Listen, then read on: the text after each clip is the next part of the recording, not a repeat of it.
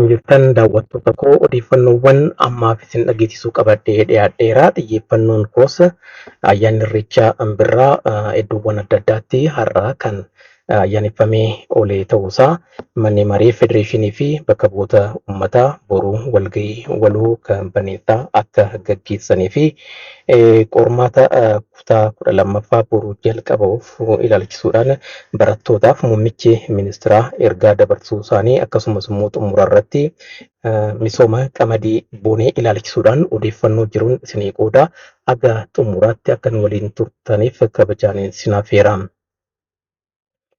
Ayyaanni irreechaa malkaa Ateetee magaalaa Burraayyootti ayyaaneffameera. Hirmaattonni ayyaanichaas irreechi mul'istuu eenyummaa keenyaa waan ta'eef kabajachaa uumaa keenya galateeffanna jechuun yaada isaanii kennaniiru. Calaqqee sirna gadaa kan ta'e irreechi hojii hubannoo hawaasaa cimsuu hojjetameen duudhaa ganamaatti deebi'uudhaan akka ayyaaneffamaa jiru himameera. Hoogganaan itti aanaan biiroo aadaa fi turizimii Oromiyaa obbo Biraanuu Buutee akka himanitti irreechi malkaa sabbataa yeroo 15ffaadhaaf kan irreeffatame. Abbootiin gadaa haadholiin siinqee qeerroowwanii fi qarreewwan magaalaa sabbataa fi naannoo isheerraa walitti baba'anis sirna ayyaanichaa kanarratti argamaniiru. Irreechi nageenya, jaalalaa fi waaqa kan ittiin galateeffatan ta'uu abbaan gadaa hirphaa araddaa wayituma kana himaniiru. Dhaloonni amma jiru aadaa fi duudhaa irreechaa kunuunsuun akka itti fufsiisuu qabus dhaamaniiru. Qeerroowwanii fi qarreewwan dabalatee qaamoleen hawaasaa sirnicha irratti hirmaatanis irreechi duudhaa nageenyaa, jaalalaa fi tokkummaa kan of keessaa qabu waan ta'eef duudhaa kana dhaloota itti aanutti dabarsuudhaaf gahee gama isaanii kan gumaachan ta'uu mirkaneessaniiru. Haaluma wal fakkaatuun magaalaa Galaanittis ayyaanni irreechaa ardaa jalaa caffee tumaa ayyaaneffameera. Abbootiin gadaa, haadholiin siinqee, foolleen, qeerroon, qarreewwan akkasumas hawaasni naannoo magaalaa Galaan akka argame gabaasi OBN mul'iseera. Manni maree federeeshinii fi bakka bu'oota uummataa boruu sirna baneessaa waloon ni gaggeessu. Manneen maree lameen walgahii idilee bara 2015 bara hojii lammaffaa isaanii boruu ni eegalu. Boruu sa'aatii 8 fi walakkaarraa eegaluudhaan sirna baneessaa walgahii waloo isaaniitii kan gaggeessan jedhameera. Pireezidaantiin Federaalawaa Dimokiraatawaa Riippaabilika Itoophiyaa Saahilawarq Zawudeen sirna baneessaa irratti karoora mootummaa ilaalchisuudhaan manneen maree lamaaniif haasawaa ni dhageessisu jedhamee eegama. Saganticha irratti ambaasaadaronni biyyaalee adda addaa, bakka bu'oonni dhaabbilee garaagaraa, abbootiin amantaa fi keessummoonni waamichi taasifameef ni argamu jedhamee eegama. Odeeffannoon kun mana maree bakka bu'oota uummataarraa kan argame.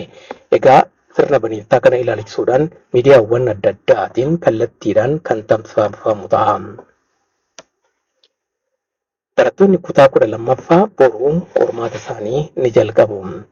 Muummichi ministeeraa Abiyyi Ahmad barattootaaf ergaa dabarsaniiru. Muummeen ministeeraa Abiyyi Ahmad barattoota qormaata biyyaalessaa kutaa 12ffaa fudhataniif hawwii gaarii qaban kan himan. Qormaanni kun dhugaa Itoophiyaaf abdii ta'uu keessan kan itti mirkaneessitan akka ta'u nan abdadhaa jedhaniiru muummichi ministeeraa Abiyyi Ahmad. Maatii, barsiiftoonni fi hawaasni biyyattii hundumtuu sadarkaa kana akka geessaniif carraaqqii olaanaa akka taasisanis himan. Hannaa fi walirraa garagalchuu irraa bilisa ta'uudhaan ofitti amanummaadhaan qormaaticha qoramuun bu'aa gaarii akka galmeessiftan abdiin qabas jedhaniiru Dr. Abiyyi. Qajeelfamaa kennamuu kabajuu fi tasgabbiidhaan yoo hojjettan waaqni Itoophiyaas isin gargaara jechuun dhaamaniiru. Muummeen ministeeraa Abiyyi Ahmad misooma qamadii jallisii bara 2015 naannoo Somaalee aanaa Tulluu Guleeditti jalqabsiisaniiru. Itoophiyaatti bara kana marsaa lammaffaan lafa hektaara miliyoona 1,300 jallisii boneedhaan qamadii oomishuudhaaf karoorfameera. Callaa kuntaalli miliyoona 52 ni eegama jedhameeti kan himame. Egaa sirni baneessaa naannoo Somaaleetti kan jalqabsiifame Isa kanarrattis muummichi ministeeraa ergaa dabarsaniiru. Keessumattuu oomisha qamadii irratti xiyyeeffannee hojjechuun keenya akkuma hojii hidha guddicha haaromsaa Itoophiyaa irratti taasifnee balaaleffannaa olaanaa nutti fideera. Isa kana garuu yaadda'uudhaan yookaan sodaachuudhaan dhaabbachuu hin qabnu, carraaqqii keenya cimsinee itti fufuu qabna jechuudhaan haasawa dhageessisaniin kan himan Dr. Abiyyi. Egaa torban darbee keessas pireezidaantiin Keeniyaa Wiiliyaam Ruuttoo Itoophiyaa wayitii daawwatanitti waliigaltee taasifame keessaa inni tokko Itoophiyaan oomisha qamadii gara Keeniyaatti akka ergituuf waliigaltee taasifamedha. Egaa waliigalteen kun taasifamuunsaa akkuma dhaga'ameen miidiyaaleen biyya alaa keessumattuu kan biyyaalee lixaa dhimma kana xiyyeeffannoo kennuudhaan gabaasaa turanii mufataniiru jechuudha. Itoophiyaan qamadii affeelamee isaan irraa hin bittu waan ta'eef ammaan booda jechaadha.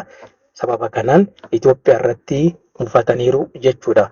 Qamadii oomishuun maal isin godha jechuudhaan haalli qeeqaan ittiin dhiyeessanis kan jiru ta'uunsaa ni beekama. Inni kun egaa keessumattuu xiiqii keessa galuudhaan Itoophiyaan hojii kana akka hojjettuuf shoora isaa kan gumaachu ta'uun ni beekama. Egaa waggoota afran darban keessatti keessumattuu waggoota lama asitti oomisha qamadii irratti xiyyeeffachuudhaan Itoophiyaan bu'aawwan qabatamaa argamsiisaa jirti.